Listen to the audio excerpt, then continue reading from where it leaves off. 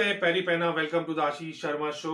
एक ऐसा शो जहां हम हर हफ्ते बात करते हैं कुछ रहस्यों भरी रोचक कथाएं, रोमांचक कहानियां और कुछ ऐसे मुद्दे, ऐसे फैक्ट्स जो शायद आपने ना सुने हो लेकिन हमारे इतिहास का हिस्सा जरूर है।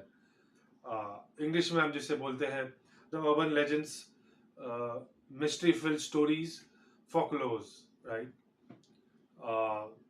इस हफ्ते ये वाले एपिसोड पे मैं बात करना चाहूँगा कलयुग के बारे में। जी हाँ, कलयुग के बारे में हम सब शायद जानते हैं, सुना होगा।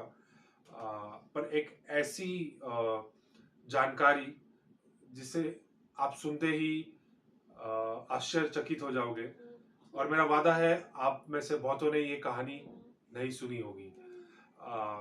मैं कुछ ऐसा बोलने जा रहा हूँ जिससे हम सबको हर दिन कलयुग में उसका असर होता है। जी हाँ, कलयुग यानी काली का युग।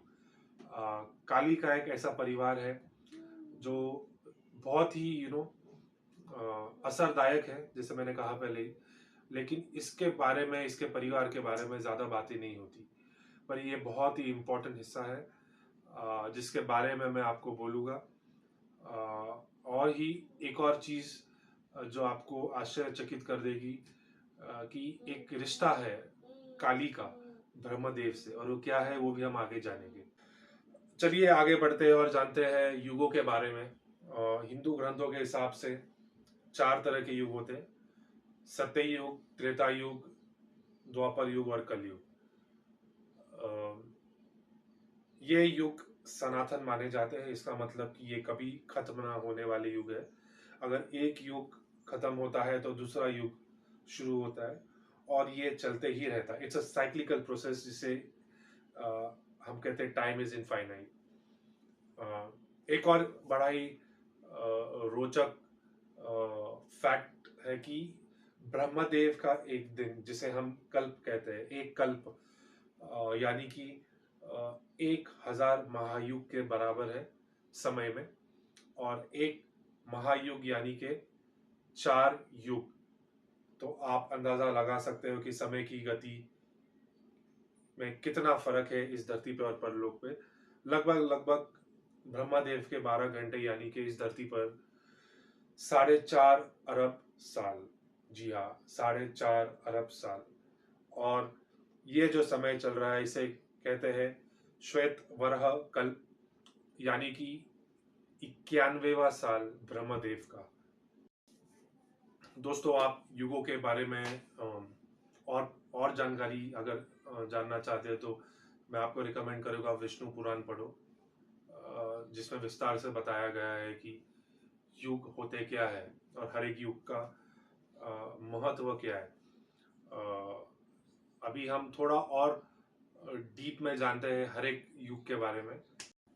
जी हाँ, सत्य युग को कहा जाता है the golden age of humanity.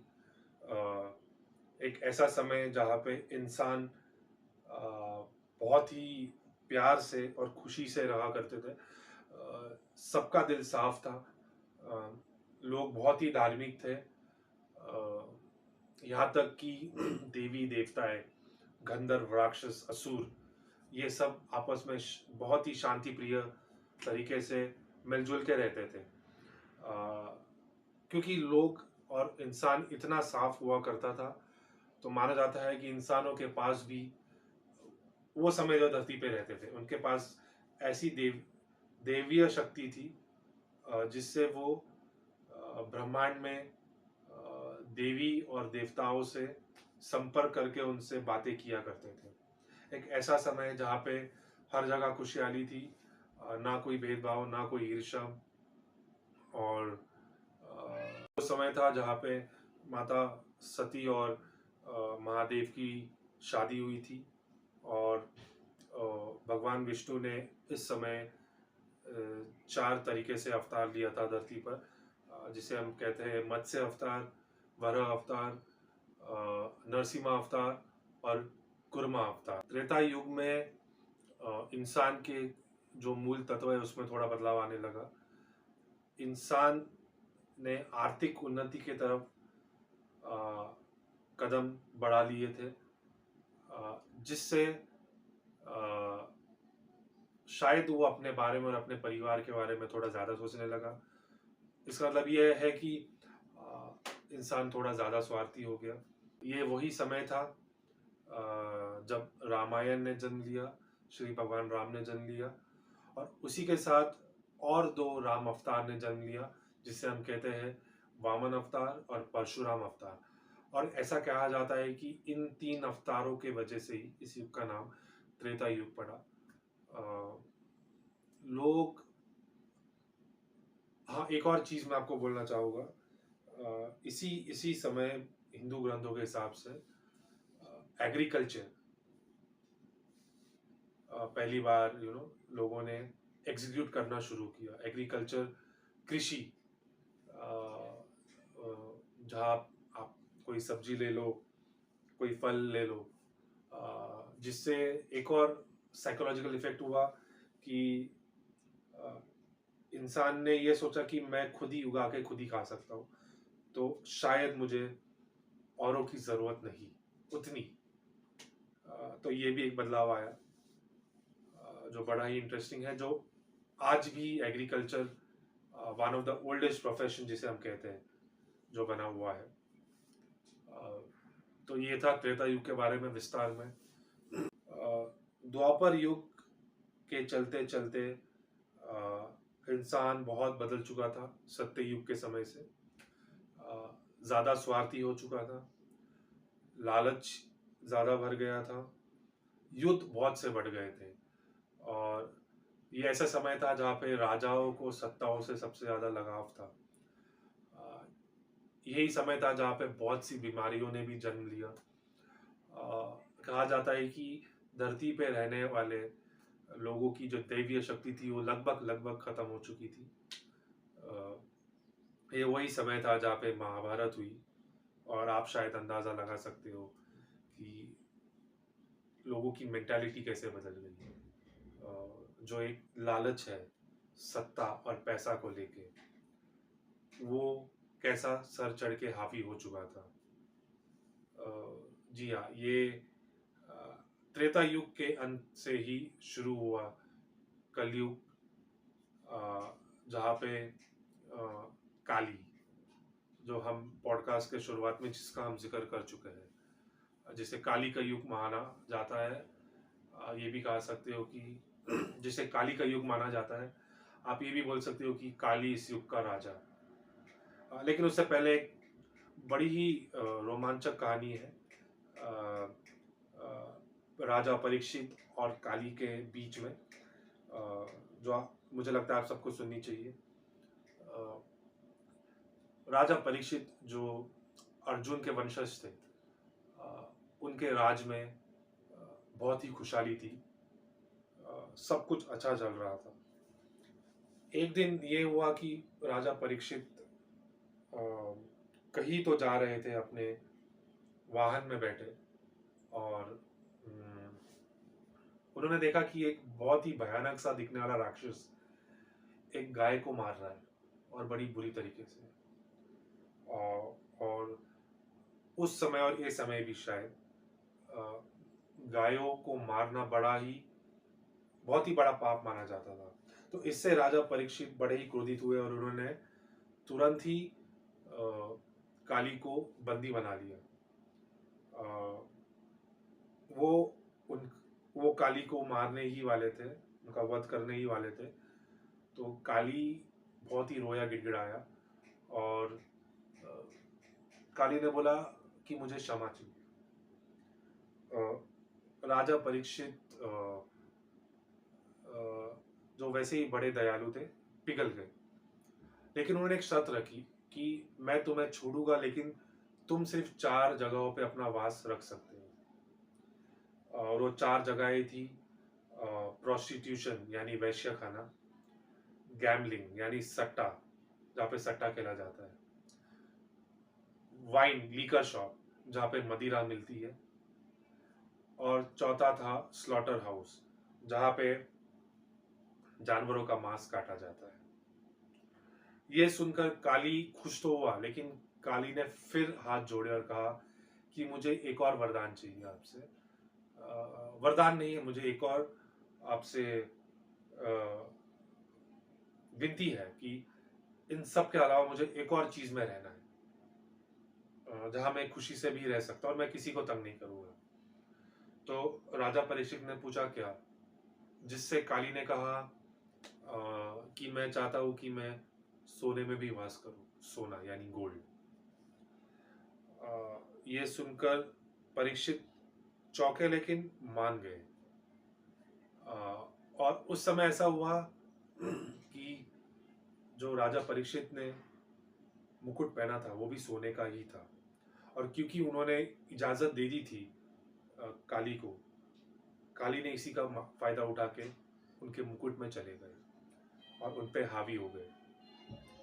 और ये वही समय था जहाँ पे श्री कृष्णा ने अपने प्राण छोड़े, और ये सब एक साथ हुआ। थोड़ा समय डिफरेंस हो सकता है, लेकिन श्री कृष्ण का प्राण छोड़ना और काली का इस धरती पे अपना वास डालना और अपनी ताकत बढ़ाना जो शुरू हुआ राजा परीक्षित के ऊपर हावी होके, जिससे कहा जाता है कलयुग की शुरुआत हुई लगभग आज से 5000 साल पहले। समय के हिसाब से देखा जाए तो लगभग लगभग 3012 BC। हाँ जी, ये तब का समय है और बहुत सा समय बाकी है कलयुग गुजरने में। लेकिन आज का मुद्दा वो नहीं है।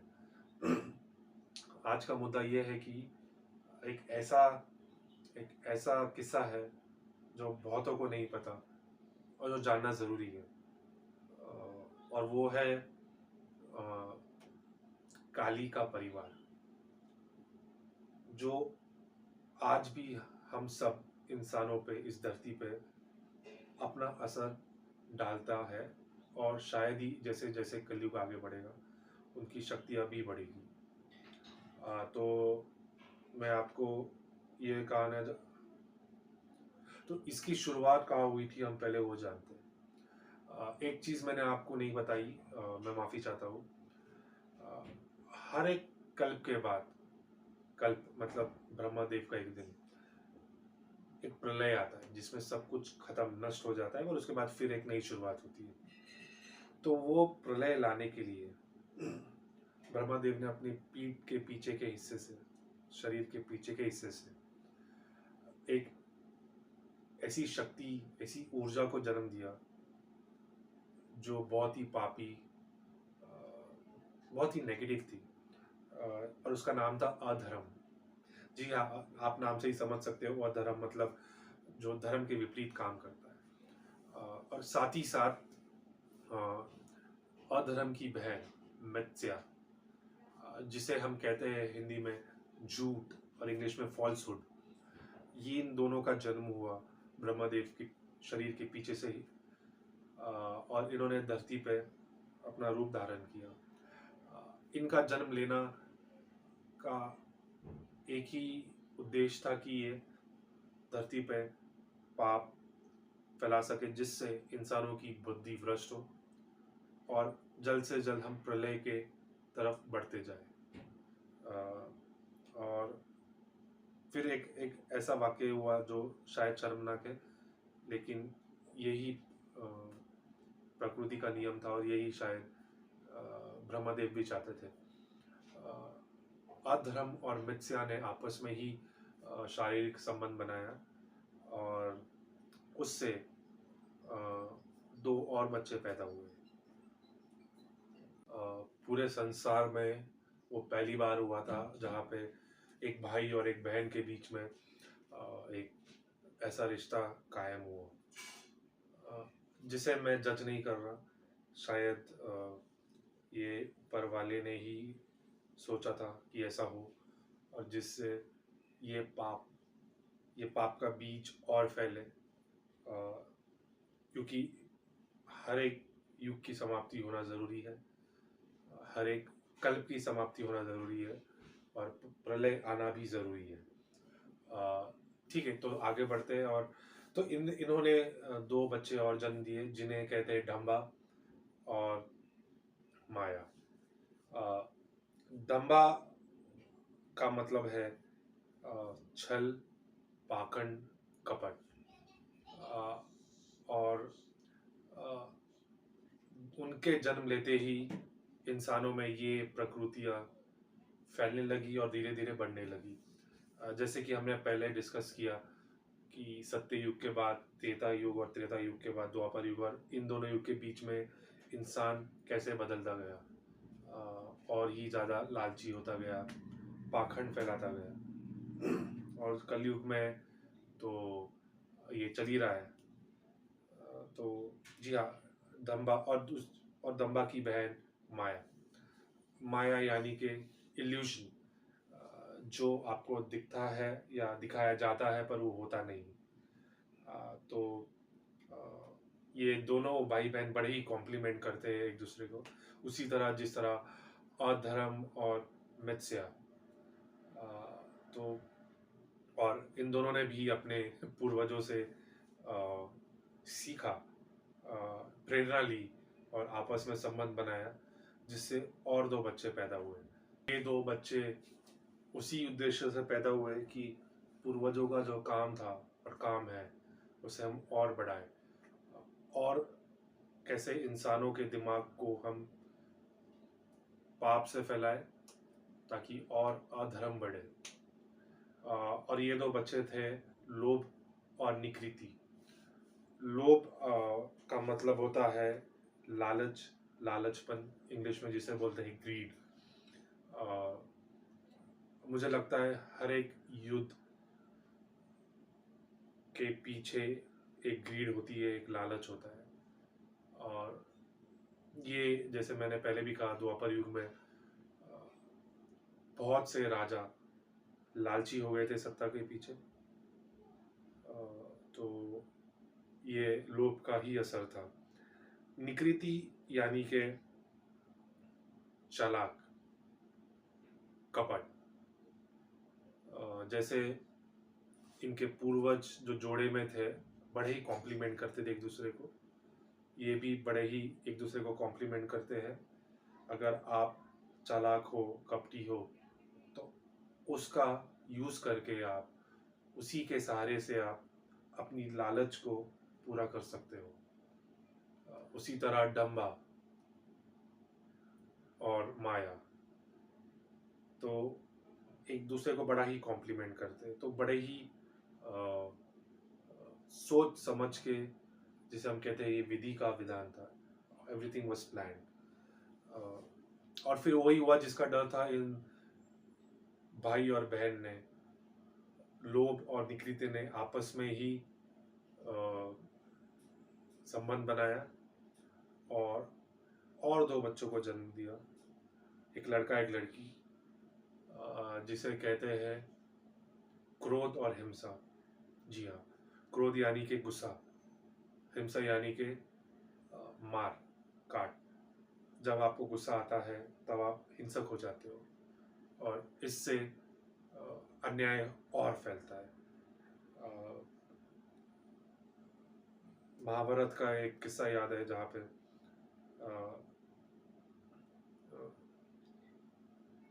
दुर्योधन और उसके भाई गए थे इंद्रप्रस्थ, और जहाँ पे दुर्योधन के साथ बड़ा ही बुरा सलूक किया गया था पांचाली के द्वारा। बड़ा ही मजाक उड़ाया गया था। वो आप मैं आपको सजेस्ट करूँगा कि आप थोड़ा और पढ़िए उस बारे में, उसमें हम नहीं जाते अभी। जिससे दुर्योधन को बहुत बड़ा क्रोध आया और उस क्रोध की आग में वो हुआ जो नहीं होना चाहिए था। महाभारत ऑब्वियसली इनडायरेक्टली हर एक कड़ी दूसरी कड़ी से जुड़ी है, जिसे हम कहते हैं बटरफ्लाई इफेक्ट। तो ये नहीं कह रहा हूँ कि उसी ने ट्रिगर किया, सॉरी वो ट्रिगरिंग पॉइंट था जिसके बाद कुछ ऐसे और हादसे होते गए जिसके वजह से महाभारत हुई। तो मैं चाहूँगा आप पढ़ो और खुद समझो। ठीक है, हम आगे बढ़ते।